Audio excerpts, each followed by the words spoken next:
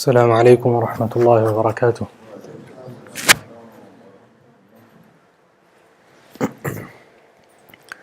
بسم الله الرحمن الرحيم. الحمد لله رب العالمين، والعاقبة للمتقين، ولا عدوان إلا على الظالمين، والصلاة والسلام على سيد الأنبياء والمرسلين محمد وآله وصحبه أجمعين، أما بعد. اللهم انفعنا بما علمتنا وعلمنا ما ينفعنا وزدنا علما وفقها في الدين يا رب العالمين. So alhamdulillah, the last couple of weeks we've been going through the history of the incidents that took place in the land which we know as Palestine. And in the first week we covered mainly the pre-Islamic era, so from the initial remains that have been found approximately 10,000 years before Isa alayhi salam. We went through the different periods before that, the people from Canaan, Babylon, then we went to the birth of Ibrahim alayhi salam, then Musa alayhi salam, Dawood alayhi salam, Sulaiman alayhi salam, then Isa alayhi salam, and thereafter the coming of the Prophet sallallahu alayhi wasallam. We covered the Mi'raj that took place while the Prophet sallallahu alayhi wasallam was in Mecca, the Persians coming over and taking over the land from the Romans, thereafter the Romans regaining it back, as Allah Azza wa Jalla said in the Quran, Alif Lam Mim Ghulibat al-Rum.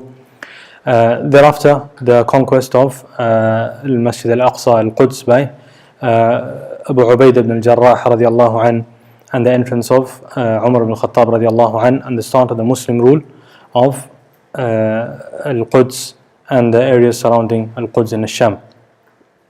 Thereafter we covered the Muslim rule. So we entered the first crusade, second crusade, etc. And this was in the first session. Second session, which we went through last week, inshallah we'll just quickly go through. So we covered the geography pre-Islam, the Islamic era, and we reached the end. So we reached approximately 1900, where we said towards the fall of the Ottoman Khilafah, the Ottoman Empire. And we said that today, inshallah, we'll start with the last century which we have passed. Now, the last century, because obviously a lot of events have taken place, I'd initially thought we could try and cover it in one session, but I think we might have to take two sessions to try and cover all of the events that took place from approximately 1900 until today. So we won't be able to cover everything today, but inshallah we'll try and cover until approximately just before 1948. So, quick recap of last week. So first we went through the crusades. So we went through the third crusade, fourth crusade, fifth crusade, the children's crusade, the sixth and seventh crusade. So we went through the crusades, what took place, the agreements that were held between the Muslim rulers, the Sultan of the Mamluks in Egypt, after the Ayyub dynasty, the Mamluks dynasty in Egypt, the Christians, for example, their ability to from Western Europe to come and perform pilgrimage and return back, safe passage. At that time there were Christians and Jews all living peacefully in Jerusalem and in and around Al-Masjid al-Aqsa. Thereafter we mentioned the coming of Genghis Khan, how he came all the way through, took over the lands of Al-Iraq, took over Al-Sham, and thereafter the Saifuddin Qutuz and Nurkunuddin Baybars, just north of what is Gaza, they were able to push back, and there was the first defeat of the Mongols, and this eventually they pushed them back out of Palestine, out of Sham, out of Iraq, and eventually the Mongol Empire was destroyed. Thereafter we mentioned the history of Jews in Europe, because we had been through the Islamic era. So we went through the history of Jews in Europe, and we mentioned how they had been persecuted in different places. And we mentioned different dates: Spain, England, France, Poland, Portugal, etc., and Italy. And we mentioned how in many of these places they were expelled completely, they weren't allowed to live. And in some places they weren't allowed to hold property, they weren't allowed to trade, they weren't allowed to have any senior positions, etc. And they were persecuted in Europe. So as we can see here, we saw all of Western Europe, and thereafter we also discussed Eastern Europe. Obviously there was a change in Western Europe after the French Revolution. So we mentioned the French Revolution in 1789, and this caused a shift and a change as people moved away from the church and more towards a secular rule, and this enabled the Jews to reside in Western Europe, but again not in many as large numbers as were previously. And then in Eastern Europe you had the oppression of the Jews, we had the pogroms. Pogrom means the persecution leading to a massacre or a slaughter of a specific or one specific demographic or a population. Specifically, generally it's used for the Jews, and they suffered in Eastern Europe, as we mentioned. In Russia, Russia invaded Poland, as we mentioned there, that over 2 million Jews escaped from Russia and Poland at this time, and 50,000 of them were going all the way different places. We mentioned that some of them moved to Morocco, some of them moved to Turkey, Africa, some of them moved to America, and some of them moved to Palestine. So this was where they went, escaping the persecution in Eastern Europe. Thereafter we mentioned Ottoman rule and the Uthmani Khilafah, and we'll just go through it just as a recap in brief. So we have the conquest of Constantinople by Sultan Mahmud. Thereafter we had the conquest of Jerusalem and Arabia, so Al-Haramain, Mecca and Al-Madinah, Masjid Al-Aqsa, and that's in 1517. Thereafter we have the peak, you can see, of the Uthmani Khilafah by Sultan Sulaiman Al-Qanuni, or the Magnificent in English. Thereafter the start of the decline of the Uthmani Khilafah after the defeat in the battle, and then this led to a slow decline of the Uthmani Khilafah. And the Uthmani Khilafah was in decline at the time of 1900. So 1900, still before the First World War.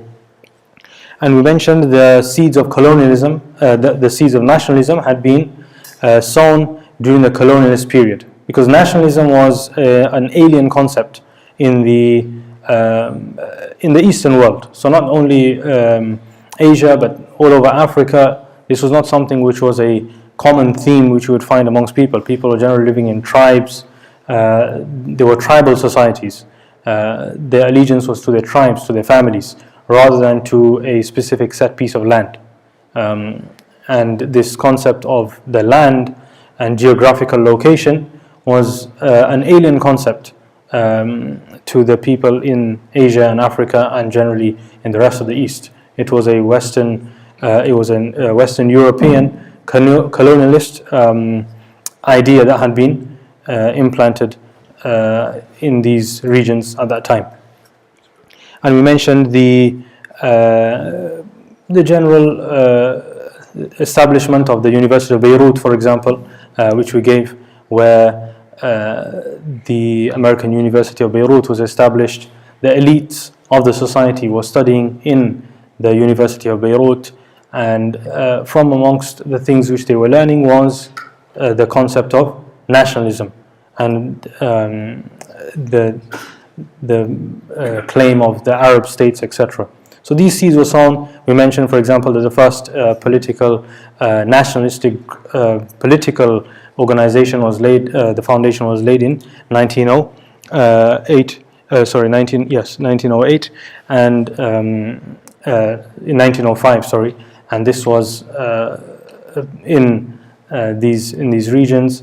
We also mentioned that there was a lot of print and media which started being disseminated in these areas, so in Asham, etc., translated from different languages, so for English, French, etc., in these areas which the local Arabs previously did not have access to. Literature from the West, from the colonialist powers who had taken over those different regions.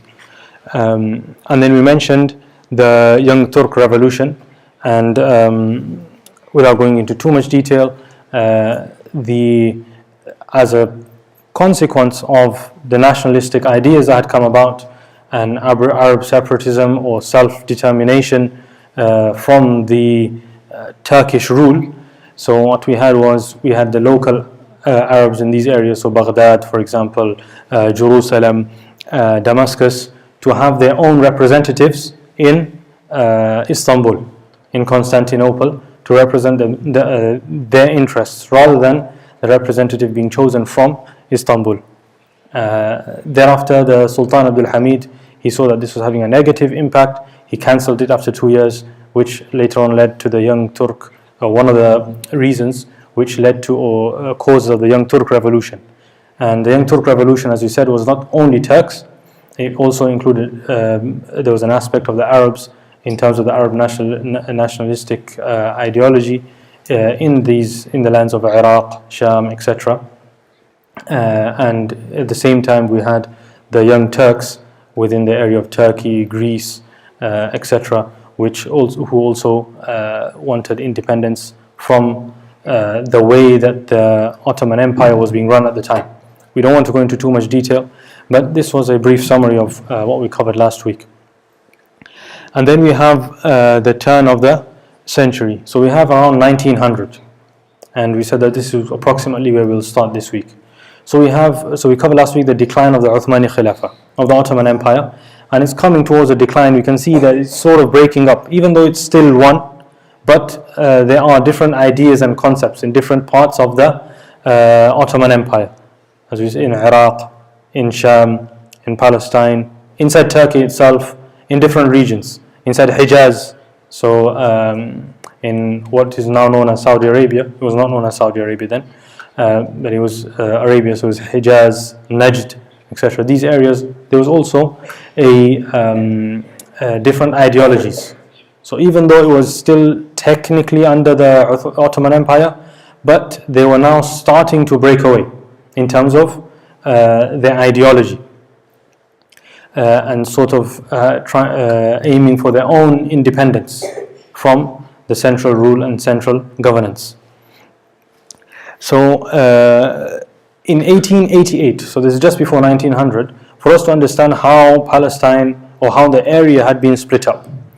And this is important because when we will come to discuss the state, the Palestinian state, what we have to understand is that the state, as it is recognized today, or as we see it in maps today, this was not really something that was seen as or labeled or named as Palestinian state.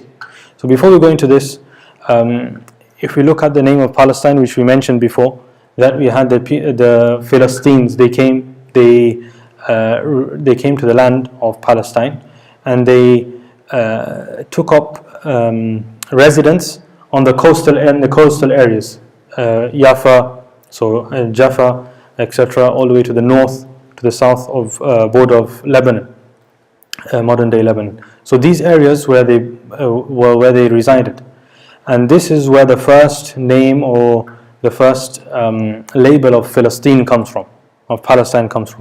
And if we read the books of history, you'll find that it's this is mentioned approximately 2,000 years before Isa alayhi salam. Thereafter, this name of Palestine, etc., sort of disappears from the books of history. So it's not really regarded as the land of Palestine until it's used much later during the Roman period as Syrian Palestine. So it's joined together. It was called Palestine Suriya. That's what it was called. And it wasn't this exact area. There were additional areas going into Jordan, going into modern day Jordan and Syria, etc. So it wasn't this exact geographical location as we see today. And this Roman, once the Romans had taken over this area, then this is the name that they gave it. Now, without going into much detail of why or how, but this is the name that they gave it at this time. So it suddenly popped out during the Roman rule. Thereafter, once the Muslims conquered Jerusalem and Al-Quds, etc., they adopted the same names that were there. They didn't see a need to change the names. So the names remained as they were. But, as we mentioned last week, this whole area was called Ash-Sham, so which was modern day Palestine, Jordan, Lebanon and Syria. This whole area was known as Ash-Sham, and this was seen as one location. It was just only seen as Ash-Sham.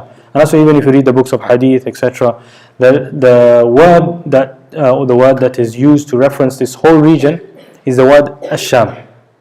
That's it. And yes, in some hadith you'll find, for example, Bayt al-Maqdis, which refers to al-Masjid al-Aqsa, and in the Quran, سبحان الذي أسرى بعبده ليلا من المسجد الحرام إلى المسجد الأقصى الذي باركنا حوله. So al-Masjid al-Aqsa is there, you'll find Bayt al-Maqdis, Aknaf Bayt al-Maqdis, meaning the surrounding areas of Bayt al-Maqdis. So these were generally the official terms which are used. Unofficially, yes, there were the names of Syrian Palestine, which were used at that time. The separation of just Palestine and this area which we know as Palestine today came almost at the end of the Ottoman Empire, once we had the colonialist powers entering into, so we had mainly in the Middle East, we had France and the British Empire, who had taken up colonies in these locations, or had mandates, which will determine what the difference is between the two soon, inshallah. So this is when the actual, what we see now as Palestine defined with these borders, started coming into being. Before that, as we mentioned, there were no borders strict as we see them now. So at the time of the Ottoman, in 1888, what we had was, we had 3 areas. So there were 3 administrative areas in what is known as Palestine. So we have Acre, Nablus and Jerusalem. These are 3 areas. So we can say the northern part of modern day Palestine. So the northern part was under one administrative area with its own governor. So that was seen as like a province. Then we had the middle province, which is Nablus. So these areas, Nablus, Jenin, which you hear today. Jenin is like the southernmost point of the central area, if you split it on this basis. So Jerusalem is from Jerusalem, so Al-Masjid al-Aqsa, and down south, all the way to the border of Egypt. This was one area, which includes Gaza, etc. So this was all one area. Then north of Jerusalem, so Jenin and north, including Nablus, etc. This was seen as the middle region, so that was a different administrative area. And then you have the most northern part, which was a separate area. So in a sense, so they had 3 different governors in what is known as Palestine. 3 different governors, 3 different areas. It was split by the Ottoman Empire. The governor of Jerusalem was directly appointed by the Khalifa in Istanbul. The governor of Jerusalem was directly appointed by the Khalifa in Istanbul. There wouldn't be a separation. Whereas in other areas, there would be intermediaries, etc. But the Jerusalem was seen as integral part of the Muslim Empire. Therefore, the governor of Jerusalem would be directly linked with Istanbul and with the Caliph in Istanbul, whereas other provinces would be split in different ways. Then this continued, and then we have in 1890.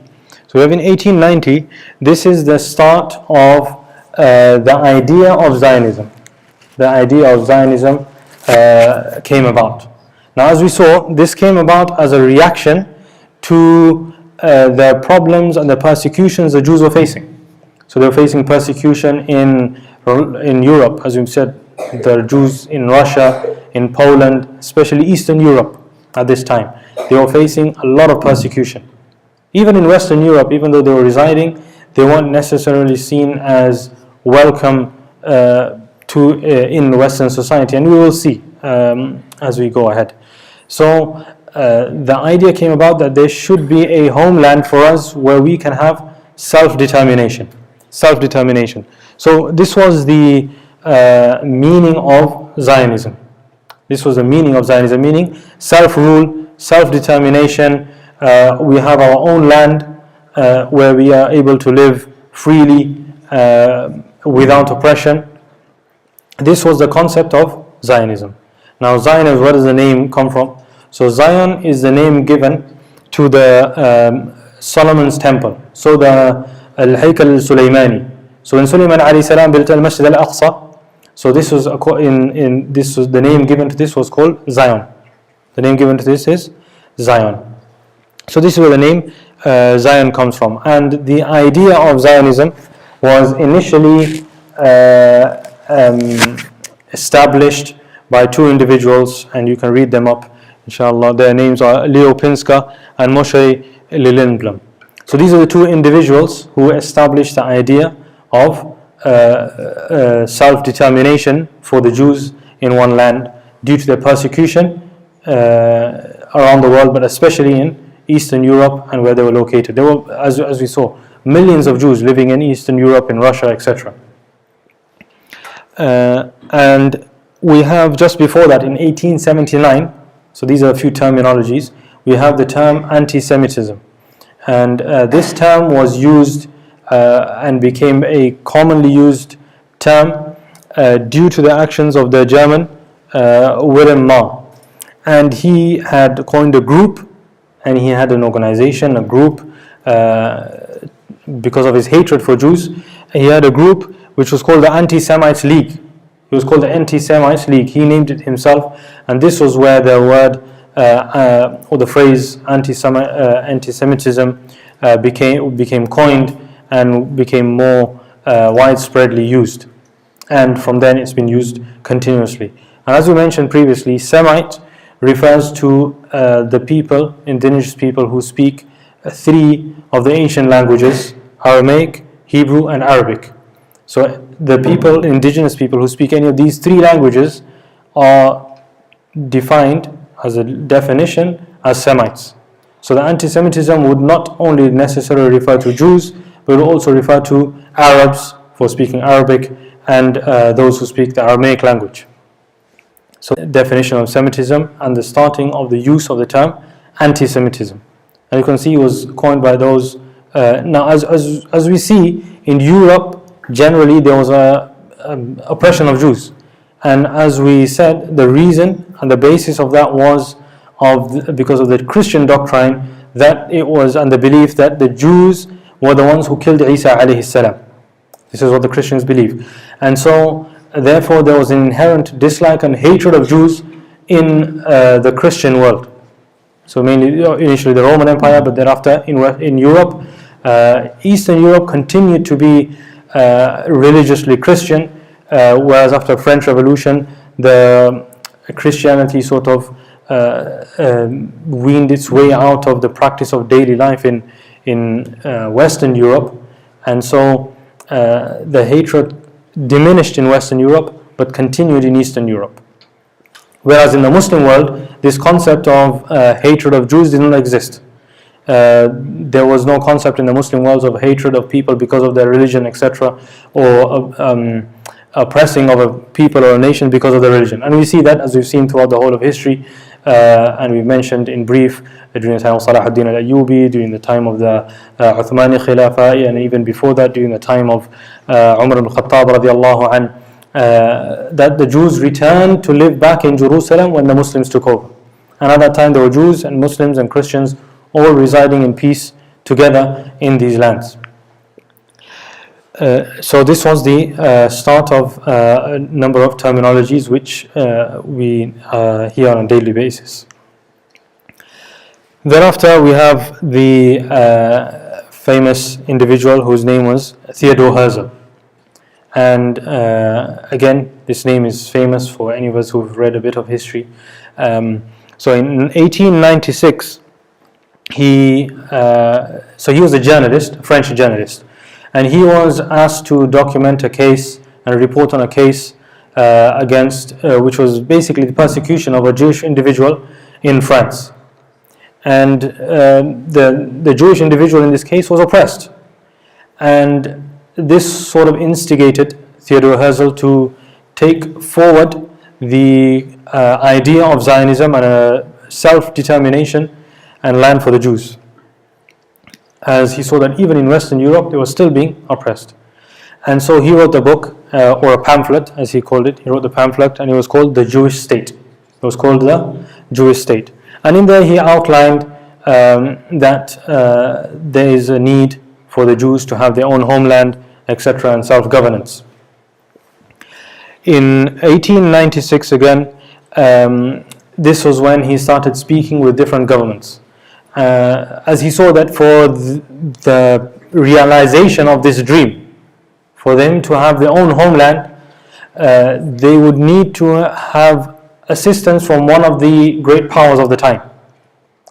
And the three main powers of the time that were there, of the main powers of the time, were the French, or the German, and the Russian and the British.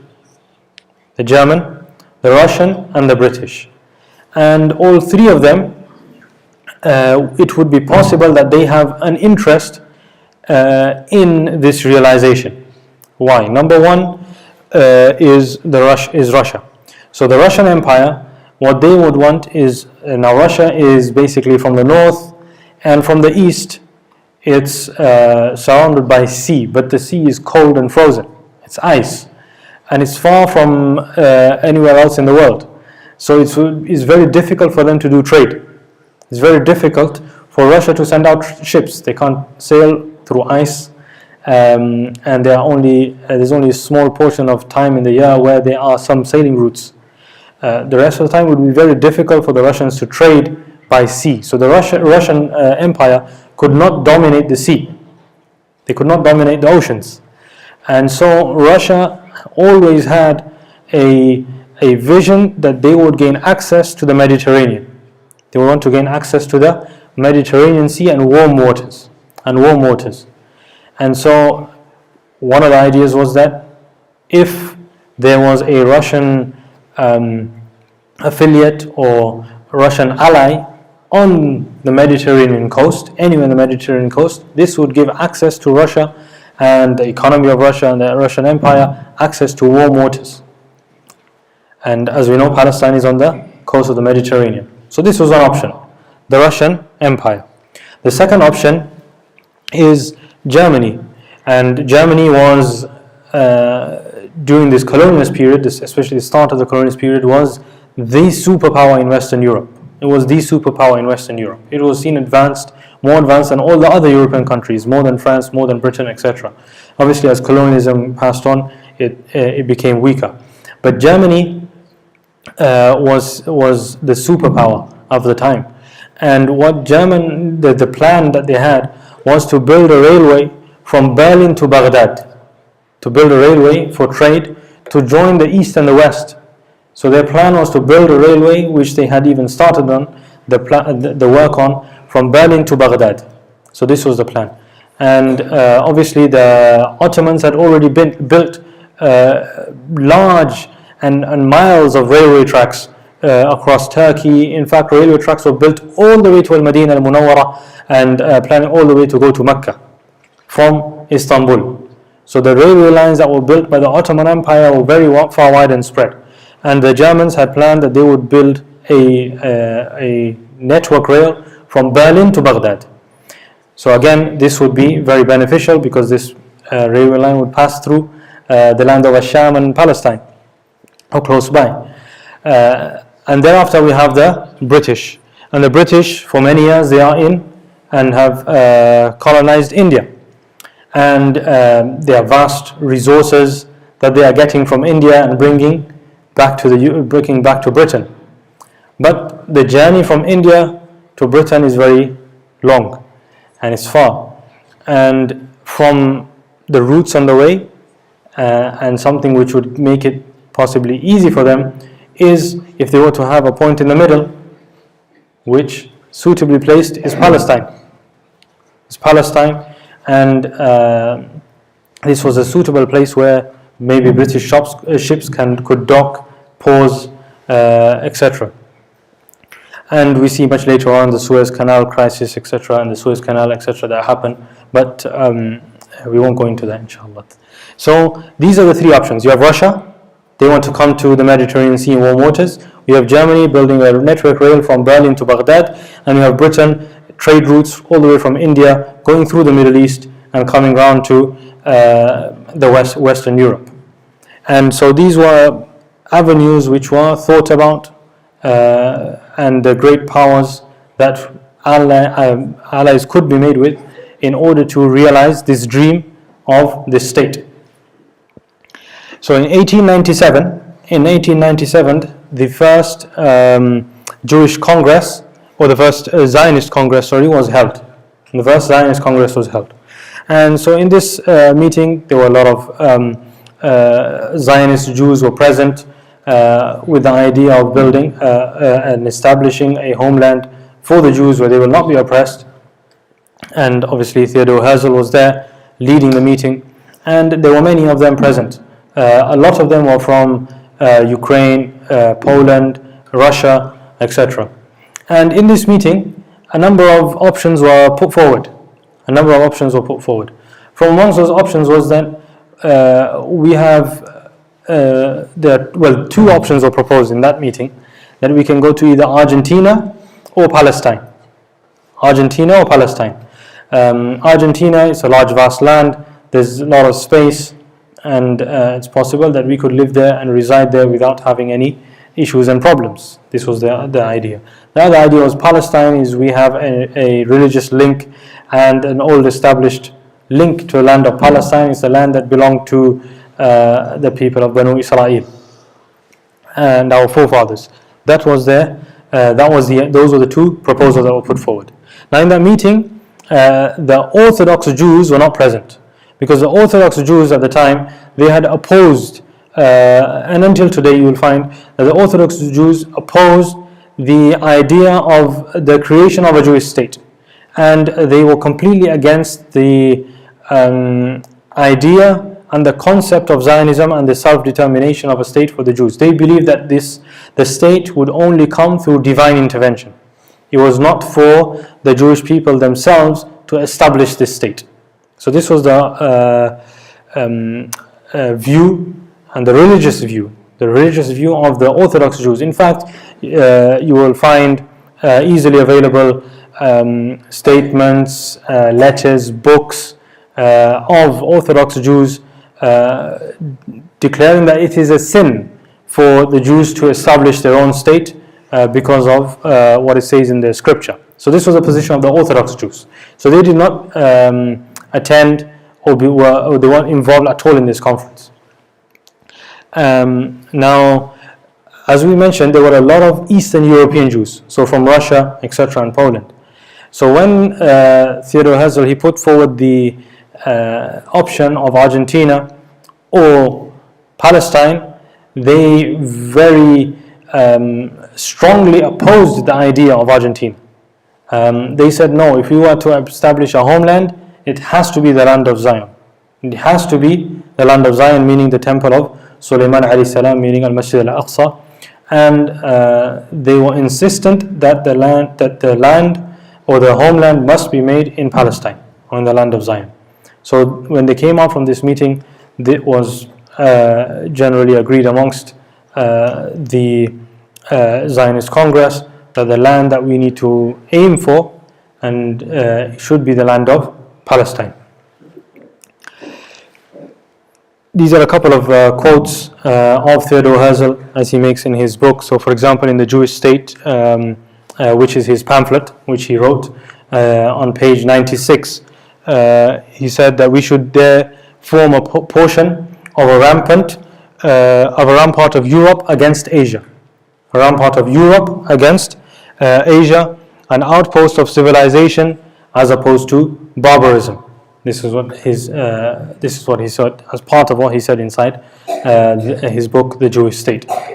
Thereafter, in The Jews' State, on page 147 to page 148, he also goes through a number of things. So from there he says that if the great powers are prepared to grant the Jews as a people sovereignty over a neutral land, then the society will enter, meaning the Zionist society will enter into negotiations about that land which is to be selected. Two regions will be considered, Palestine and Argentina.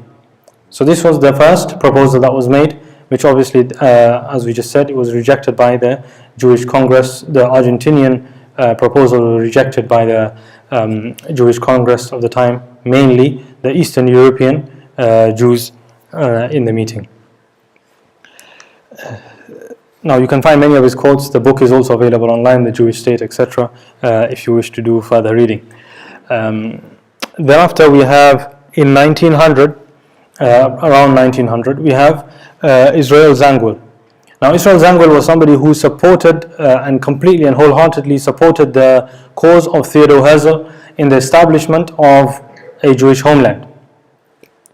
And he was a British playwright, so he was British, and he was involved from the start with Theodore Herzl. And the famous phrase, "a land without a people for a people without a land," was coined by, said by Israel Zangwill. Now, this is what's interesting about this individual is that even though he's the one who made this statement, if you go forward 4 years, 1904, he does a speech in New York. And when he gives this speech in New York, it's a lengthy speech, and again, you can find this speech online. From amongst what he says that Jerusalem is already twice as thickly populated as the US. That Jerusalem is already twice as thickly populated as US. He also says further on in the same speech that Jews constitute less than 25% of the population at that time. And then he goes on to say that if the Jews were to make this as the homeland for themselves, self-determination and Jewish self-rule, then it can only come about by expulsion of the local people by war and by the sword, as was done by our predecessors. And this was from the lengthy speech which he gave, and from there he basically retracted his statements that it should be established in Palestine, but rather opposed the view that the Jewish homeland should be established in Palestine. So he changed his view, even though he was the one who said the initial phrase, "a land without a people for a people without a land." And in 1903, in 1903, a few other options were put forward. So we have the suggestion from Britain of making Uganda as a homeland for the Jews. So this was a proposal that was put forward by the British government whilst they were in talks with Theodore Herzl just before his death and the Jewish Society. And the British government put forward a proposal that the Jews be relocated in Uganda. In fact, one of the quotes of the British officials is a land that is not white. That the Jews will be given land and a homeland in a place that is not white.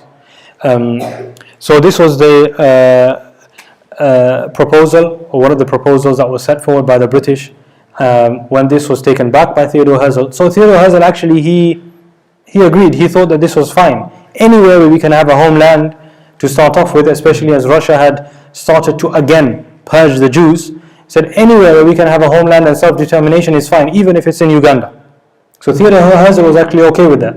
But when he went to the meeting, again, the mainly Eastern European Jews were completely against this idea.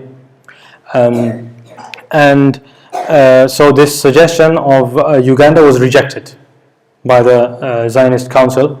And then we have Israel Zangwill, who, when the Zionist Council rejected this proposal of the British of making Uganda a homeland, he actually left the Zionist movement. So he leaves the Zionist movement.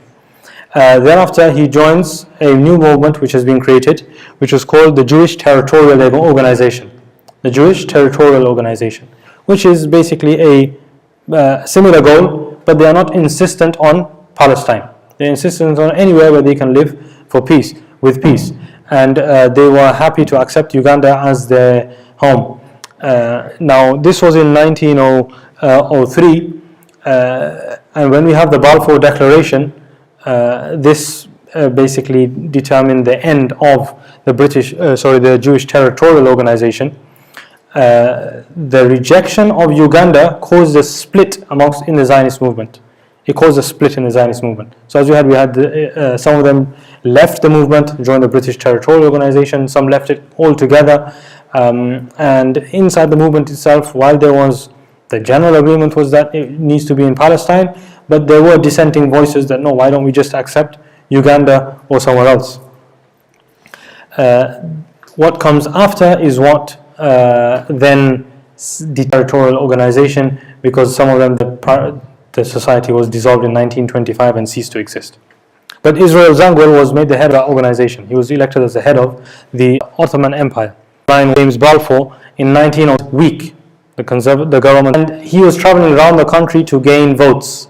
And while he was in Manchester, he had already spoken to us before with regards to immigration and a homeland for the Jews.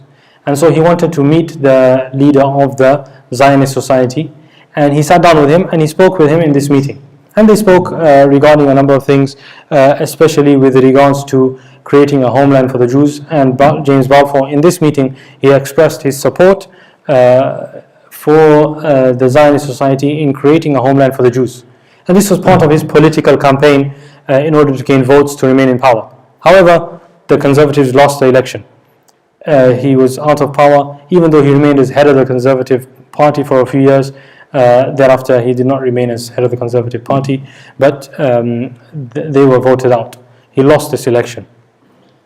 At the same time, we have the 1909 Young Turks Revolution, which we already discussed, and this gave a further incentive that now the Ottomans don't really have much power in Palestine, and therefore it would be easier for us to establish a homeland in Palestine. So now there are key figures or key important players who were there at this time. So we have David Lloyd George.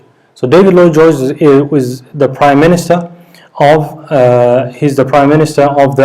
of Britain. David Lloyd George, and he was the one who at that time he was discussing with the different societies with regards to what to do with regards to the Palestinian issue.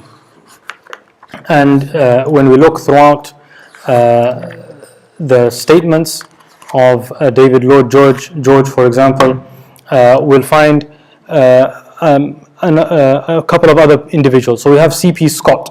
Now C.P. Scott, he was the editor of the Manchester Guardian newspaper.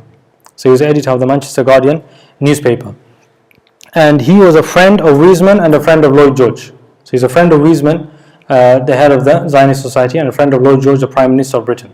So he introduces Wiseman to Lloyd George. He introduces them to each other, and so they build up a rapport and a connection. Thereafter, in World War I, UK faces a problem.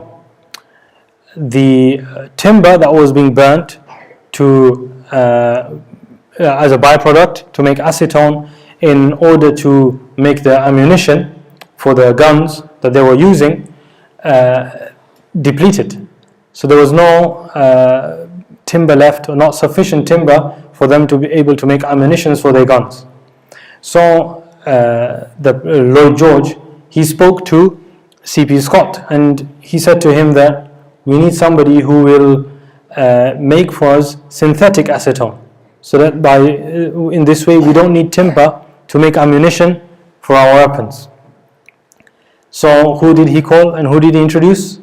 Wiseman. Remember, he was a professor of chemistry at the Victoria University in Manchester. So he introduces Wiseman to Lloyd George. Despite being a Russian and not a British national, he is given the job of creating synthetic acetone for the munitions ministry. And so he is placed in the munitions ministry to create synthetic acetone for the ammunitions for the British Army in World War I. And while he's employed there in the munitions ministry, he meets Balfour, who was at that time one of the senior roles in the munitions ministry. This was the same Balfour who was the Prime Minister before. So you can see that the links are being made from different places. He meets him before, now he meets him again. And then thereafter we have the famous letter which was made afterwards. So this was a way which enabled the Wiseman to promote his project of the state and establishment of self-rule and self-determination in Palestine to the British government. And obviously by providing the British government with ammunitions and the ingredients for ammunitions, this was a major leverage that he held over the British government. And so you will find in the communications between Balfour and Wiseman, that Balfour says to him, remember what we discussed previously, when I came to you in 1906, what we will do is I will make sure once this war is over that your dream is fulfilled, or to the extent of these words. And thereafter, Balfour gains office as the Foreign Secretary. And when he is the Foreign Secretary, he then writes a letter to Lord Rothschild, so Lionel Rothschild, who we mentioned before. So this is where he comes into the picture as well. Remember, he was buying the land, and he was also part of the Zionist society in creating a homeland for the Jews, for self-determination. So he writes this letter to Lord Rothschild, and this is the letter: that I have much pleasure in conveying to you on behalf of the government, etc., that the government view the establishment in Palestine of a national home for the Jewish people, without reading the full letter. So this is the Balfour Declaration. You know what we hear as Balfour Declaration? This was the Balfour Declaration in 1917, 2nd of November. And this was the one letter that was sent to Lord Rothschild in 1917. So Lord Rothschild, how had he helped the British government? So Suez Canal was a major route of goods and trade, and it is until today. Suez Canal is very important. So the Suez Canal was held jointly by two parties, and one of the parties who owned the Suez Canal was Egypt. Obviously, it's going through Egypt. Egypt was facing financial issues. So what they did was they decided to sell their rights over the Suez Canal. Who decided to buy it? The British. But they did not have enough money and funds to purchase it. So what did they do? They borrowed money from Rothschild. And so he gave money to the British government to purchase the Suez Canal. Therefore, the British government owed him a debt. They owed him a debt because he had funded the purchase of the Suez Canal. And so as part of the understanding, the Balfour Declaration was made by the Foreign Secretary to Rothschild. And this letter was only 67 words. But this is what changed, you could say, history. Because it was at this point which all of the dissenting factions of the Zionist movement, or not just the Zionist movement, but the establishment of a homeland for the Jews, the other factions all basically ceased to exist once his declaration was made. Because once his declaration was made, the British eventually come into Palestine.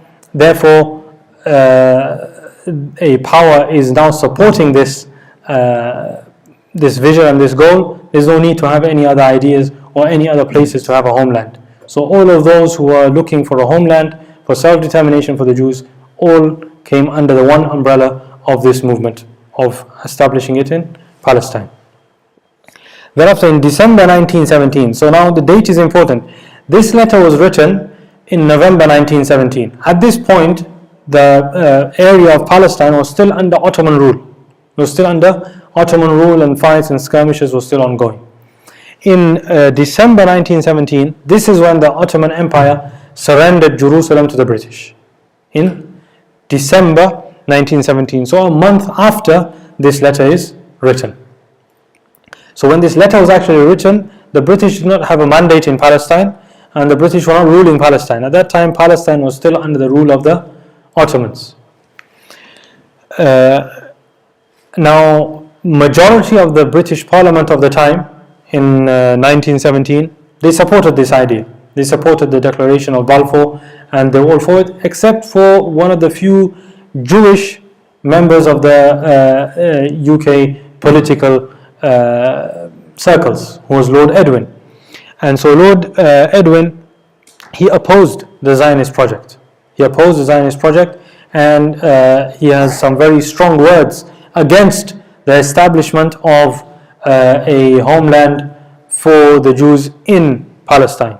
And he goes into detail, counting the population of Muslims in Palestine, of non-Jews in Palestine, as compared to the number of Jews in Palestine, of how it can be possible for such a small population to gain self-determination and self-rule, he also goes on to very clearly state that if this was to be the case, then this state would be based on identity.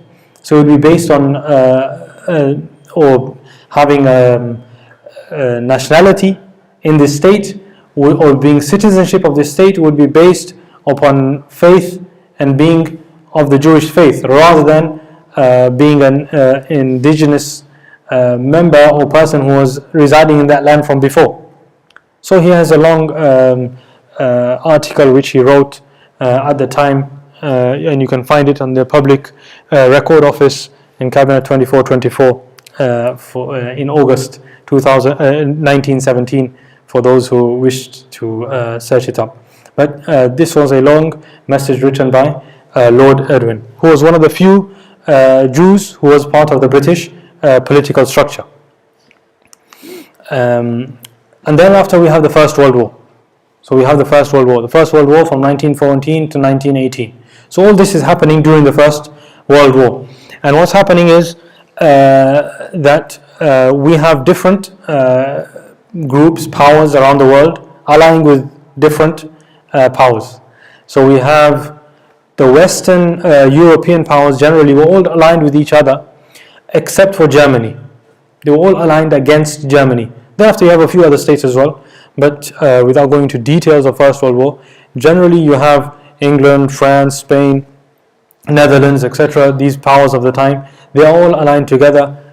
US and America comes much later on. They come at the end. But you have mainly Western Europe. And on the other side, you have Germany. Aligned with Western Europe was Russia also. But on the other side you have Germany, and Germany was allied with the Ottoman Empire, or rather the Ottoman Empire aligned itself with Germany. Now obviously there's a whole backdrop to why this happened, and as to why the Ottoman Empire was aligned with Germany. So the reason is that Germany was at the time funding a lot of projects in the Ottoman Empire. They had a lot of influence for a while in the Ottoman Empire. And while the French and the British colonialist ideas were annexing or taking away areas of the Ottoman Empire from the Ottomans, so they're taking this area away, taking this area away, this area away, and shrinking the Ottoman Empire, the Germans were supporting the Ottoman Empire, the government, to try and strengthen it. They had economic ties, as we said, the Berlin to Baghdad railway, but they also had military ties. They also had political ties. So from before the First World War. And so this was why the Ottomans had allied with the Germans in the First World War. Now obviously, as we said, the Islamic countries were being split. So we have in Hijaz, for example, we have Sharif Hussein. Sharif Hussein was the ruler of Hijaz of the time, and he allied with the British. So he allied with the British against the Ottoman Empire. Now Hijaz, so we have Saudi Arabia. Saudi Arabia is split into three areas. We have Najd, and then on the coast, which is a strip towards the west, wherein lies Riyadh and Jeddah, wherein lies Jeddah and Mecca and Medina, etc. This is the western coast of Arabia. This area is called Hijaz. And this area was ruled by Sharif Hussein. And Sharif Hussein had allied with the British against the Ottomans, and he was ruling over this area. Eventually he was King Saud rebelled, or King Saud and his tribe fought against Sharif Hussein, expelled Sharif Hussein. Even though Sharif Hussein's son came to power for a short while, he was also deposed, and eventually Saud took over Hijaz. He then unified Najd with Hijaz and the whole of the Arabian Peninsula, and that was when the first state of Saud was established, and which eventually came to known as Saudi Arabia, meaning the Arabia of Al Saud, the Arabia of the family of Saud. Yeah, that's the name. That's what the meaning of Saudi Arabia is. So these are the allies that were made. Then we have the Sykes-Picot Agreement, and as we said, majority of the Muslim world was split between Britain and France. So when they sat together, they decided to divide the Middle East between the European powers of the time. And so we have the Sykes-Picot Agreement, which you will all have most likely heard of. And if you look at the map of the Sykes-Picot Agreement, you will see that the countries in the Middle Eastern region, so let's specifically talk about Egypt, Jordan, Palestine, Syria, Iraq, and Lebanon, and southern Turkey. If we look at this area of the Sykes-Picot Agreement, we'll find that the countries were not split on the lines which we see today. The mandates were not split on the lines that we see today. In fact, Syria and Iraq was split in half. So Syria went through, parts of Syria were not in what we see today, parts were given to British. So we have the northern part of Palestine, so Lebanon area, Lebanon, Syria, then going into northern Iraq. So half of Iraq was, according to this agreement, for the French. Thereafter, so that was French mandate. There were certain northern areas which were direct French control. And then you have the southern part of Iraq, you have Jordan, you have southern Palestine going into the Sinai Desert of Egypt, and going down south from Jordan to Arabia, which was the majority of it British mandate and some of it direct British control. So this was a Sykes-Picot Agreement, which is a significant agreement that was made to split these areas between the European powers, mainly France and Britain. And in this agreement, just to be clear, Palestine was not split as it is today, nor was Syria and nor was Iraq. If you look at the lines, they don't conform to the boundaries which we see today. Some of the boundaries are the same, but generally it's not the same as we see today of the countries split. Thereafter we have General Allenby, and here we will finish.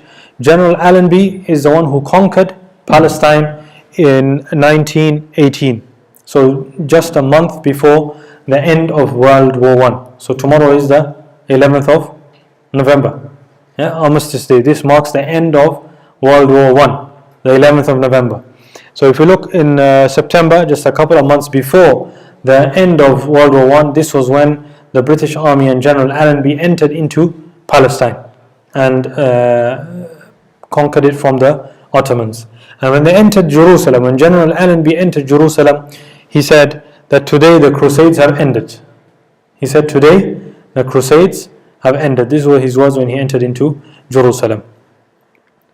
Now, after this was the end of World War I, and we have a number of incidents that took place. So obviously as the Jews have been residing in Palestine, the Zionist project was gaining foothold, and so there were a bit of skirmishes between the Jews and the non-Jews in Palestine in 1919 and after 1919.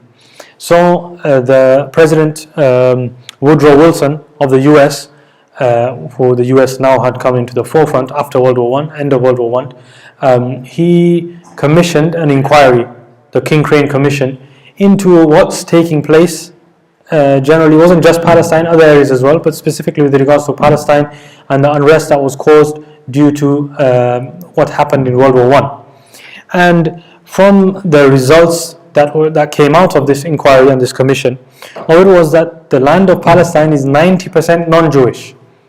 And to give this land to only the Jews who want it as their homeland would be a violation of the rights of everybody else who are residing there. All other indigenous people, including the Christians and the Muslims. And therefore, the suggestion of this commission, the King Crane Commission, was that another homeland be sought and found for the Jews who want their own homeland. So again, as we see, first there was Argentina, there was Uganda, there was Cyprus, there were different places that were there. Even after World War I, in 1919, the King Crane Commission also suggested that another place should be given because it would be a gross violation of the local people's rights and the rights of the people who are residing in Palestine. And so this was opposed.